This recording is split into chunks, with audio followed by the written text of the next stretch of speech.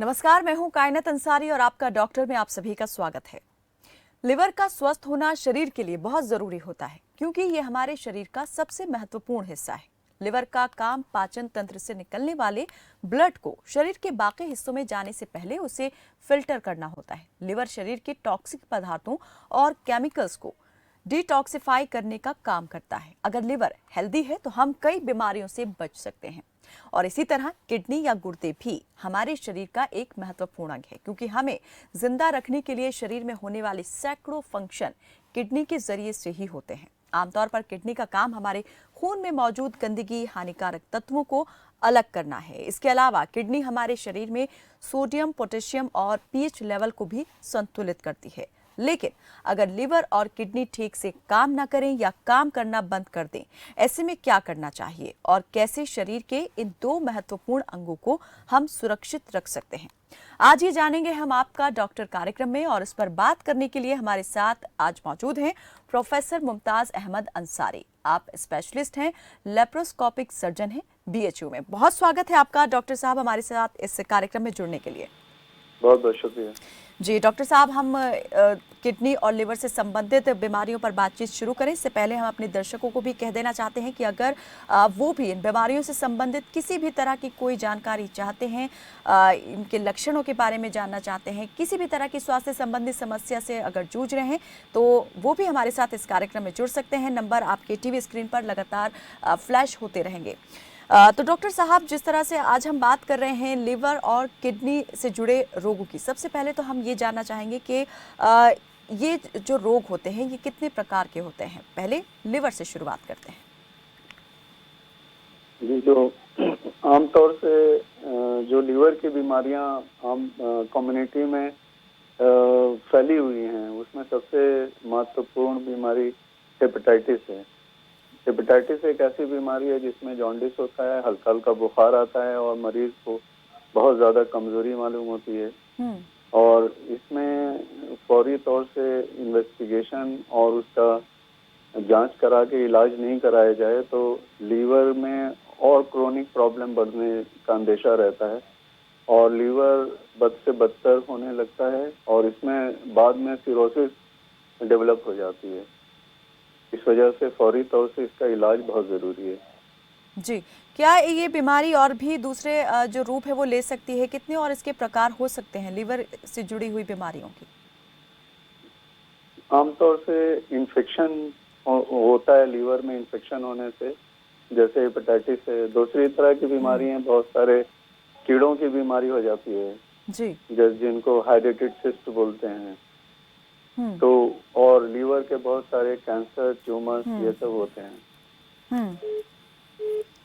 जी बिल्कुल डॉक्टर, हम इस पर आगे बात करेंगे। एक हमारे साथ दर्शक जुड़े हैं, सुरेंद्र कुमार जुड़े हैं सहारनपुर से। स्वागत है आपका सुरेंद्र जी, रखें अपनी बात। जी जी जी जी 4 mm की पथरी है जी किडनी में जी और कभी कभी दर्द हो जा रही। जी जी डॉक्टर तभी आपने कोई इसका जांच कराई है? जी जी जांच कराई जी 4 mm की। हाँ, तो 4 जी। mm के लिए आपको ऑपरेशन की जरूरत नहीं है। ये इसके जो बुनियादी जांच होती है वो एक सादा एक्सरे होता है और पेशाब की बहुत बुनियादी अल्ट्रासाउंड करवा था 4 mm की आई थी। जी जी जी तो 4 mm की पथरी के लिए ऑपरेशन की जरूरत नहीं होती है। ये पेशाब के रास्ते निकलने का बहुत चांस होता है। इसके लिए आपको ज्यादा से ज्यादा पानी पीना पड़ेगा और एक बेहतर होगा कि एक अल्ट्रासाउंड करा लें आप और वहाँ पे किसी डॉक्टर को दिखा लें ताकि ये पता किया जा सके कि इसका कोई विकार गुर्दे में पैदा नहीं हुआ है। और कुछ दवाएं ऐसी होती हैं जिससे कि ये पथरी पेशाब के रास्ते से आसानी से निकल जाती है और आगे के होने वाले कॉम्प्लिकेशन पे कंट्रोल हो जाता है।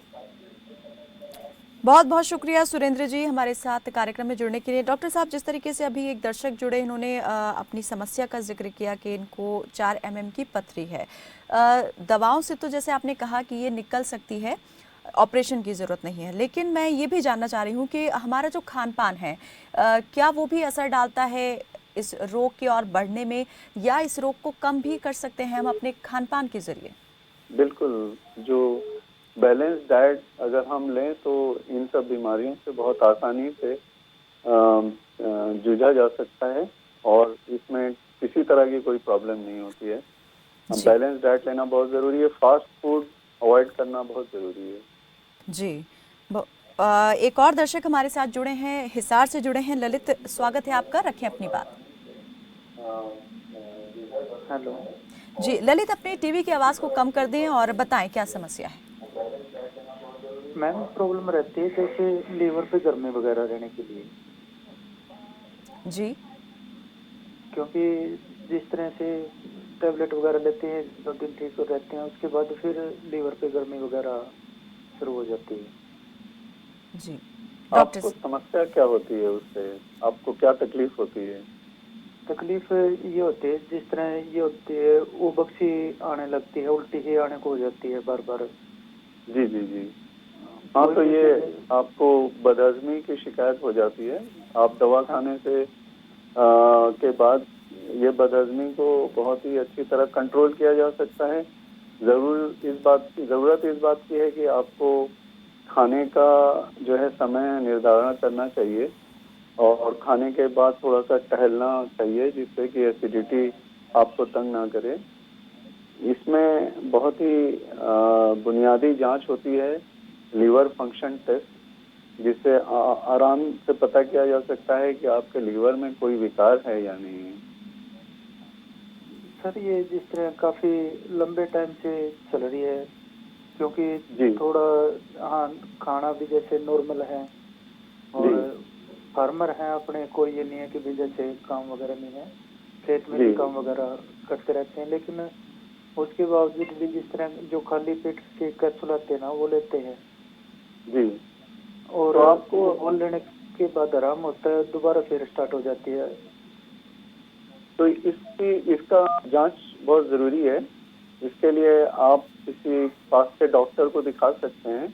वो एक अल्ट्रासाउंड लिख देंगे। अल्ट्रासाउंड किसी भी छोटे मोटे क्लिनिक में भी हो जाता है आसानी से, और उससे पता हो जाता है कहीं आपको पित्त की थैली की पथरी तो नहीं है, या एसिडिटी का कोई और कारण अगर होगा तो फौरन पता चल जाएगा। तो फिलहाल इनके लिए ज़रूरी है कि अभी इन्हें जांच करा लेनी चाहिए। जी बहुत जी बहुत जी। शुक्रिया ललित, हमसे जुड़ने के लिए। एक और दर्शक भगवान सिंह जुड़े हैं हमारे साथ, और एक दर्शक कैथल से जुड़े हैं, रामपति गर्ग। भगवान जी, स्वागत है आपका। बताएं कहाँ से बात कर रहे हैं और क्या जी, समस्या है? वैष्णो माता कटरा से बात कर रहे हैं। जी बताइए क्या जी, समस्या है। हाँ, समस्या जो है कि मेरी मदर की उम्र है 90 ईयर ओल्ड है। जी हेलो। जी जी, हम सुन पा रहे हैं। हाँ, उनकी एज है 90 साल। जी 90 साल हो गए, 90 ईयर ओल्ड, 90 ईयर ओल्ड है वो। जी जी, हम समझ गए, 90 साल की हैं वो। जी हाँ, तो एक्चुअली ना उनको पेट में सूजन हो गई है, पाँव में, टांगों में, घुटने में सूजन हो गई। जी जी। तो उनको डॉक्टर ने बताया कि लग रहा है कि थोड़ा यूरिया की प्रॉब्लम है, प्लस किडनी की प्रॉब्लम लग रही है वो।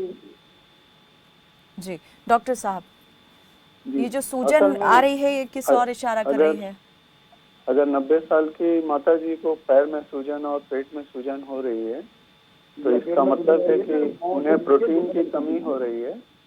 सबसे जो आम कारण है वो शरीर में प्रोटीन की कमी होने की वजह से पानी इकट्ठा होने लगता है। जितनी कैविटी शरीर में है उस सब में पानी इकट्ठा होने लगता है, जैसे फेफड़े में, पेट में, पैर में। तो उसके लिए एक जांच कराना होगा और डॉक्टर को दिखाना होगा। लीवर फंक्शन टेस्ट होता है, उससे फौरी तौर से पता चल जाता है कि शरीर में कितना प्रोटीन है, और बहुत सारे प्रोटीन के प्रिपरेशन है और घरेलू खान पान ऐसा है जिसको देने से माता जी ठीक हो सकती हैं। जी सर जी। जी, एक अल्ट्रासाउंड भी करा लेना चाहिए ताकि लीवर किस तरह का है, उसमें कोई विकार तो नहीं है, वो भी अल्ट्रासाउंड से फौरी तौर से पता चल जाता है। चलिए, बहुत शुक्रिया भगवान सिंह जी हमारे साथ जुड़ने के लिए। और रामपति गर्ग जुड़े हैं कैथल से, स्वागत है आपका। बताएं क्या समस्या है?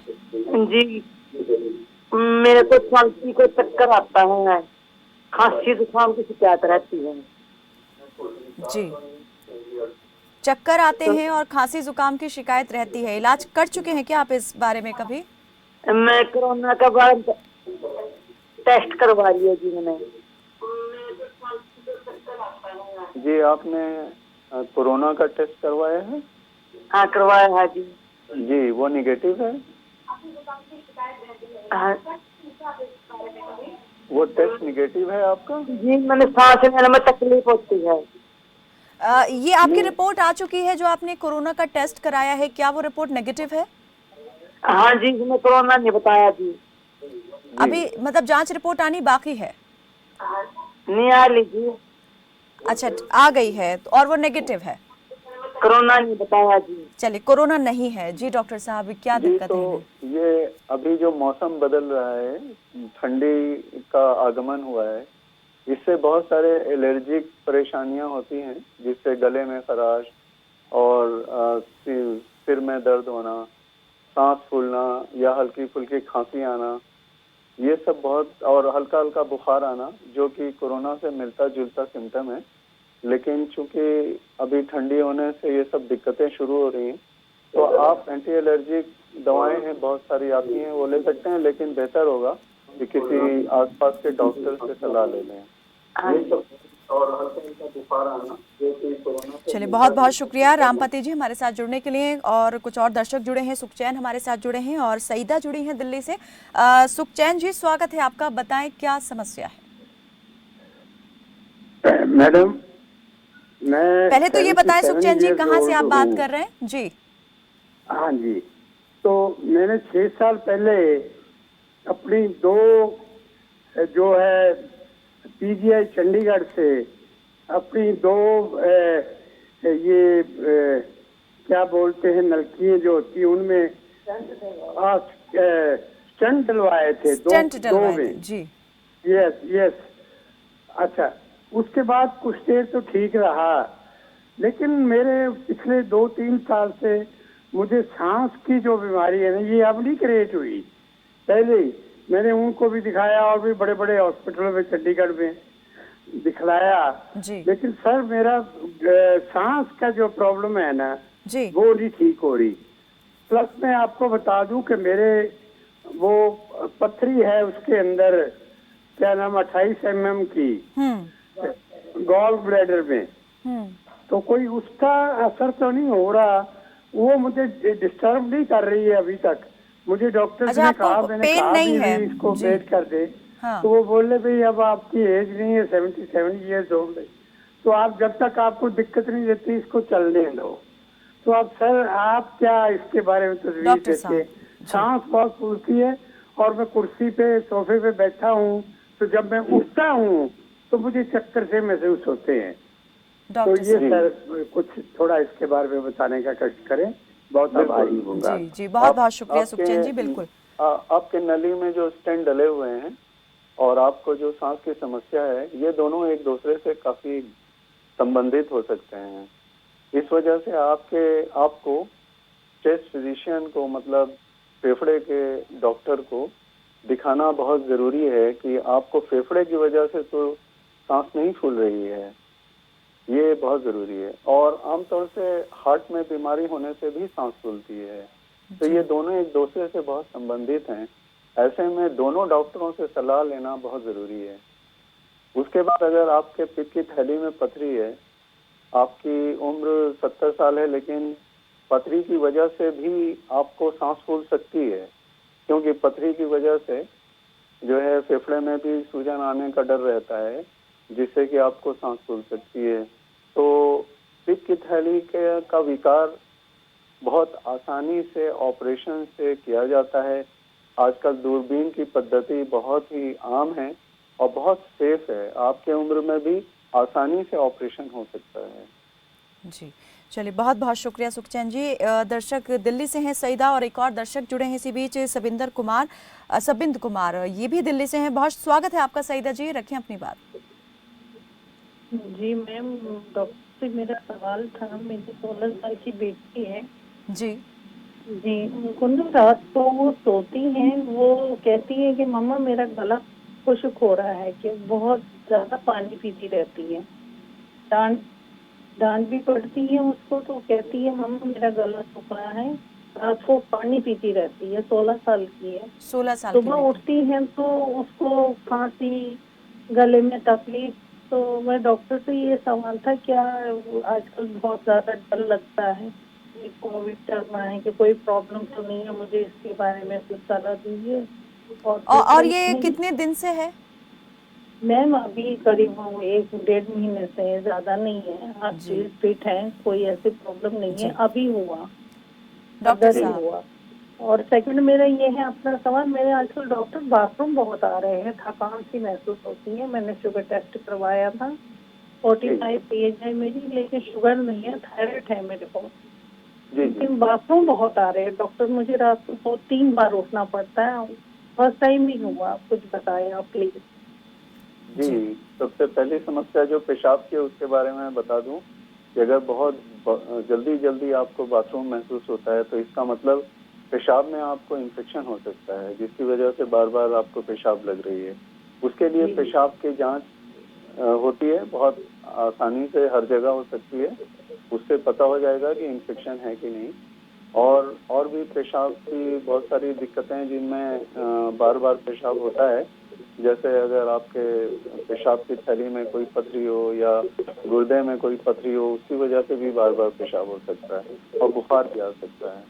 तो आप किसी डॉक्टर से सलाह ले लें और अपना पेशाब का टेस्ट करा लें, फौरन पता हो जाएगा। आपकी बेटी को जो गला सूख रहा है अभी, क्योंकि ये 1-1.5 महीने से ही हो रहा है, और उनको अगर सांस नहीं फूल रही है, सिर्फ गला सूख रहा है, तो उनका भी शुगर का एक टेस्ट करा लेना चाहिए, क्योंकि अगर शुगर 18 साल की उम्र में भी शुगर की बीमारी हो सकती है।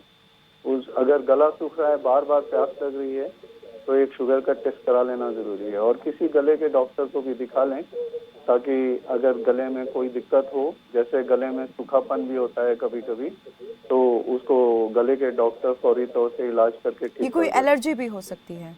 बिल्कुल एलर्जी हो सकती है। जी, बहुत बहुत शुक्रिया सईदा जी हमारे साथ कार्यक्रम में जुड़ने के लिए। सबिन कुमार दिल्ली से जुड़े हैं, स्वागत है आपका। सबिन जी बताएं, कहाँ से बात कर रहे हैं दिल्ली में और क्या समस्या है? दिल्ली से बात कर रहे हैं जी हम। क्या हमारे को ना खाना खाने के बाद तुरंत इतना तगड़ा प्रेशर हो जाता है जिसका हद हिसाब नहीं है, मतलब बर्दाश्त नहीं होता बिल्कुल भी, तुरंत हो रहा है एकदम से। जितनी बार खाना खाता हूँ उतनी बार खाना भी अवॉइड करता हूँ, लेकिन बाथरूम की दिक्कत होती है? नहीं, टॉयलेट जाते हैं। टॉयलेट जाते हैं डॉक्टर साहब जी। आपको अगर खाने के बाद फौरी तौर से टॉयलेट जाना होता है, मतलब आपको पखाना महसूस होने लगता है, तो ये इरिटेबल बाउल सिंड्रोम नाम की एक बीमारी होती है, जिसमें आपकी आंत की स्पीड बहुत बढ़ जाती है। तो जैसे ही आपके पेट में खाना जाता है, आपका ब्रेन सेंस करने लगता है कि आपने खाना खा लिया है, और आंत की स्पीड बहुत तेज हो जाती है, जिसकी वजह से फौरी तौर से आपको पखाना महसूस होने लगता है। आप टॉयलेट जाने के लिए बिल्कुल रेस्टलेस हो जाते हैं।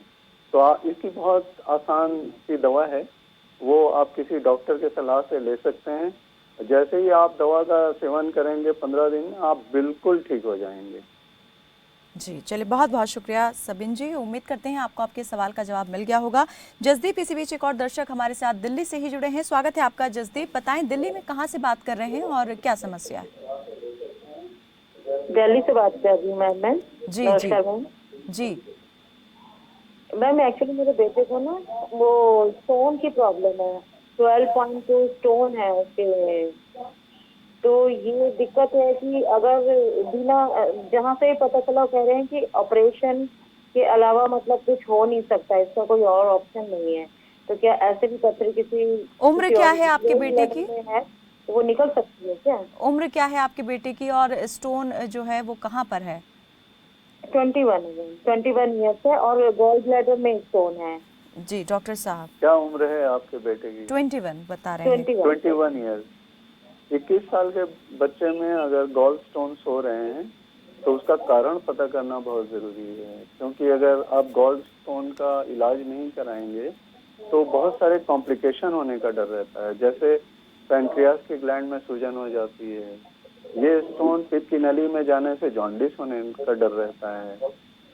छोटी सी प्रॉब्लम गॉल ब्लैडर स्टोन बहुत आसानी से दूरबीन के ऑपरेशन से सॉल्व की जा सकती है, और ऑपरेशन के बाद हाजमे की कोई भी तकलीफ नहीं होती है। तो इसका दूरबीन विधि से लैप्रोस्कोपिक पोलिसिस्टेक्टमी नाम का ऑपरेशन होता है। उसके बाद समस्या बिल्कुल खत्म हो जाती है। तो बेहतर होगा कि आप इसका ऑपरेशन जितना जल्द हो सके ऑपरेशन करा लेना बेहतर होगा।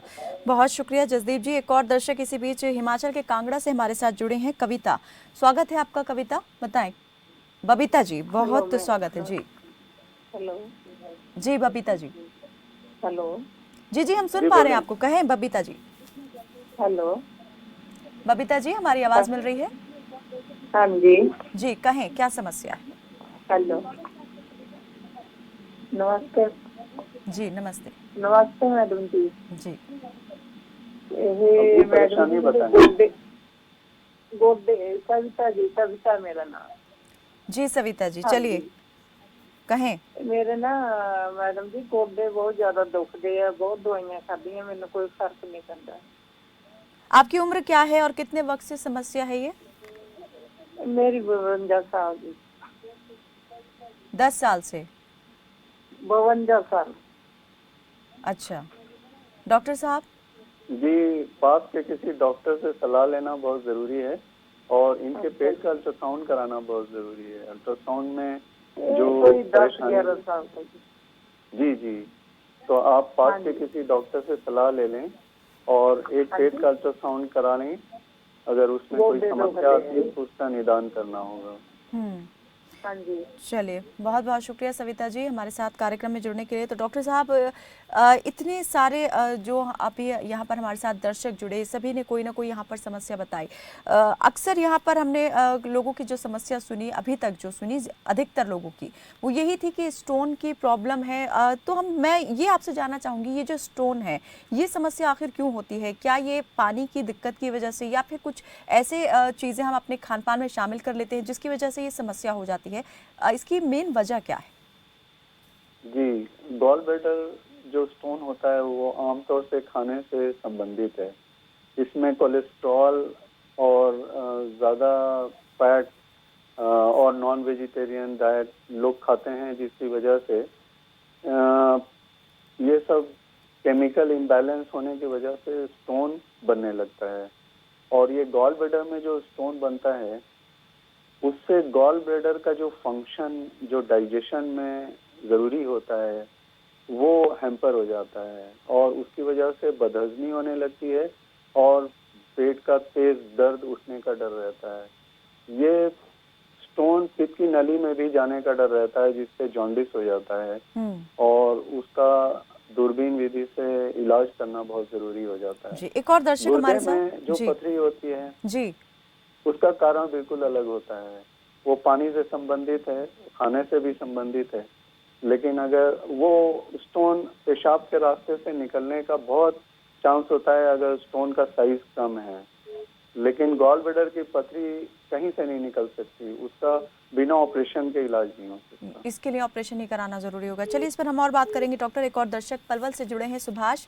स्वागत है आपका सुभाष, बताएं क्या है समस्या? मैडम, वो ये क्या नाम है, रात को गिरता है, जैसे बलगम सा गिरता है गले में। बलगम की शिकायत रहती है आपको? जी, बलगम गिरता है रात को। जी, डॉक्टर साहब आपसे कुछ पूछ रहे हैं। जी डॉक्टर।